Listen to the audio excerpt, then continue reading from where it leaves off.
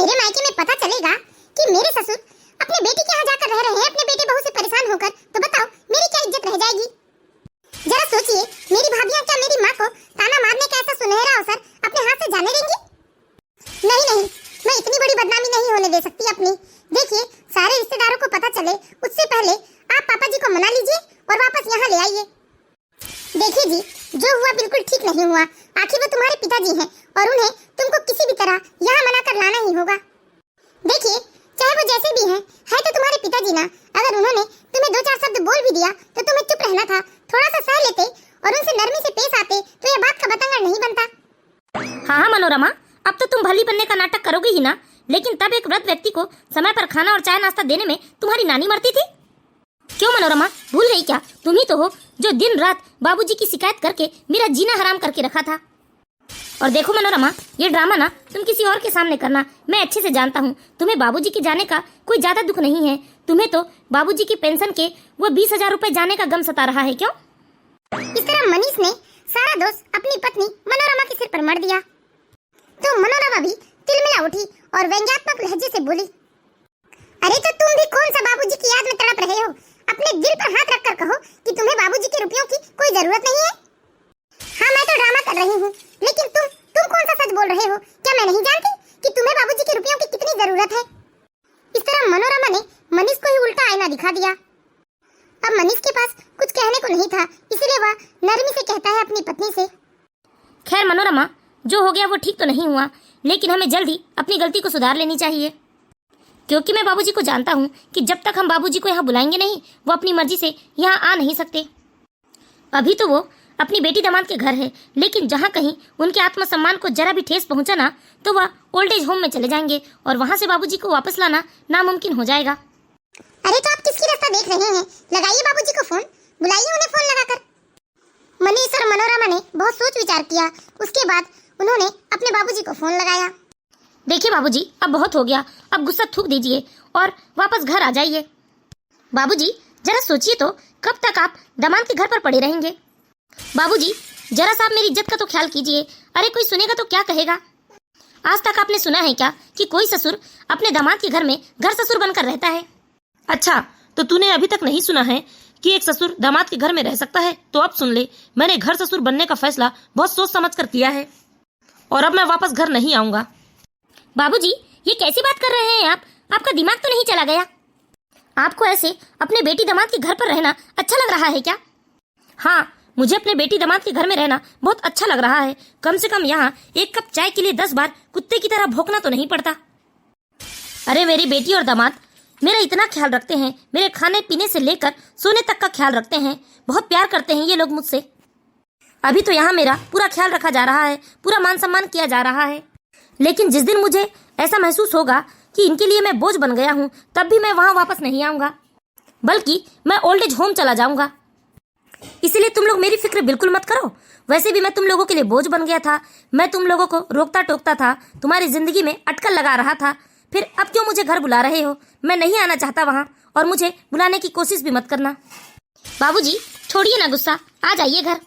नहीं आऊंगा मैं वहाँ। मैं इस तरह उपेक्षित होकर जीवन नहीं जी सकता।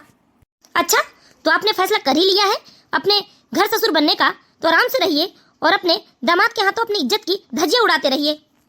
हाँ, अपना आत्मसम्मान खोकर बेइज्जत बाप बने रहने से तो लाख गुना बेहतर है कि मैं इज्जतदार घर ससुर ही बना रहूं।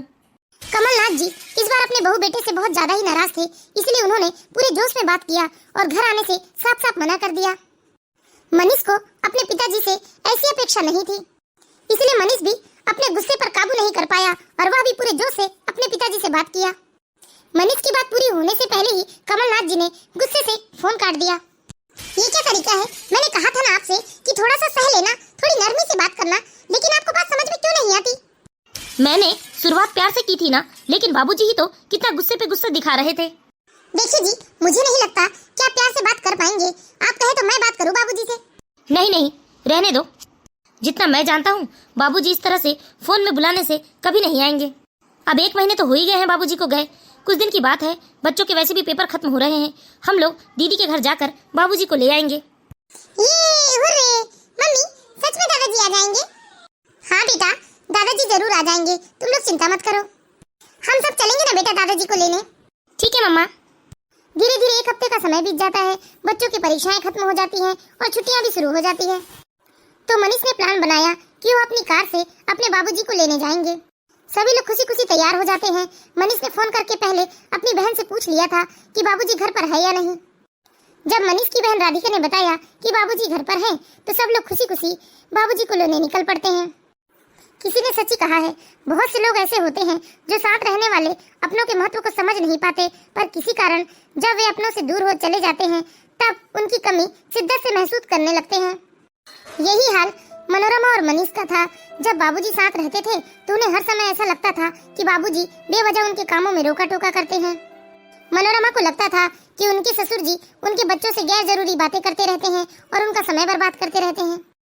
मनोरमा अपने पति से हमेशा शिकायत करती थी कि उनके बाबूजी ने घर में सब पर अंकुश लगा कर रखा है। असल में कमलनाथ जी हमेशा कहते रहते थे कि बच्चों में अनुशासन का बीजारोपण करने के लिए खुद को अनुशासित रहकर आचरण करना पड़ता है, तभी बच्चे हमें अपना आदर्श मानकर हमसे कुछ सीख पाते हैं। किंतु उस समय तो मनोरमा और मनीष को कमलनाथ जी की बातें बिल्कुल बकवास लगा करती थी। लेकिन आज मनोरमा और मनीष को बाबूजी की कही एक एक बात में सच्चाई का आभास हो रहा था। मनोरमा और मनीष को बाबूजी के हर महीने की पेंशन लेना याद रहा। यो कहे कि वो अपना अधिकार तो उन्हें याद अच्छे से रहा, लेकिन वो अपना फर्ज निभाने से चूक गए। मनोरमा कभी अपने ससुर का ख्याल नहीं रखती। वो अपनी सहेलियों के साथ बिना अपने ससुर को चाय या खाना दिए किटी पार्टी में चली जाती थी। कभी उन्हें समय पर न चाय मिलता और न ही खाना। बेचारे कमलनाथ जी डायबिटीज के मरीज थे, लेकिन उनके लिए शुगर फ्री सामान खरीदने में मनोरमा और मनीष को हमेशा रुपयों की बर्बादी ही लगती थी। मनीष ने भी कभी अपने पिता के बारे में नहीं सोचा। वह हमेशा भूल जाता कि एक वृद्ध पिता को उससे भी कुछ उम्मीदें हो सकती है। बेचारे कमलनाथ जी अपने बेटे मनीष से 2 घड़ी बात करने के लिए तरसते रहते थे, लेकिन मनीष को अपने बाबूजी की जरा भी परवाह न थी। मनीष मनोरमा यही अतीत की बात सोचते हुए गाड़ी से अपने बाबूजी को लेने चले जाते हैं, लेकिन रास्ते में ही मनीष की कार खराब हो जाती है। ये तो अच्छा हुआ था कि मनीष की कार जहाँ खराब हुई थी वहाँ से 2 किलोमीटर की दूरी पर मनोरमा का मायका था। मनीष ने अपनी कार मैकेनिक से जांच करवाई तो पता चला कि ब्रेक की पाइप फट गई है, जिसे ठीक होने में 4 से 5 घंटे लगेंगे। चूंकि यह एक इत्तेफाक था, यह हादसा कि कार मनोरमा के मायके वाले शहर में ही खराब हुई थी। मनोरमा और मनीष ने कार सुधारने तक मनोरमा के मायके में रहने का फैसला करते हैं और वो चारों मनोरमा के मायके पहुंच जाते हैं। मनोरमा के मायके वाले मनोरमा के परिवार को इस तरह अचानक आया देखकर बहुत खुशी जाहिर की और सबने बहुत ही खुशी से उनका स्वागत किया।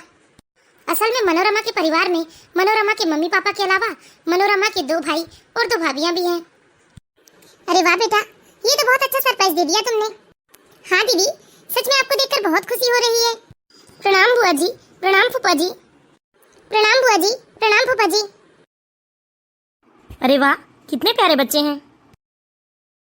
मनोरमा और मनीष तो अपने भाभी भैया के बच्चे के संस्कार देखकर बहुत खुश हो जाते हैं। वह चारों बच्चे एक साथ खेलने चले जाते हैं। मनीष और मनोरमा थोड़ी देर तक हॉल में माँ बाबूजी के साथ बैठते हैं। उसके बाद मनोरमा उठकर रसोई में चली जाती है अपने भाभीियों के पास।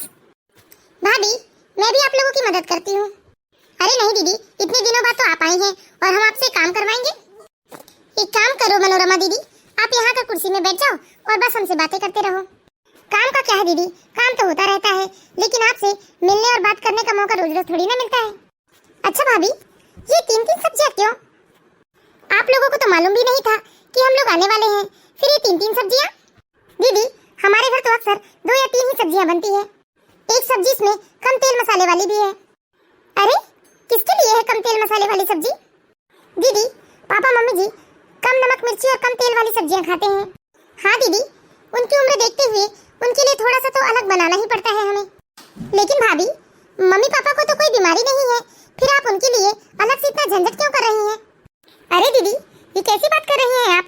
अलग से एक सब्जी बनाने में कष्ट कैसा?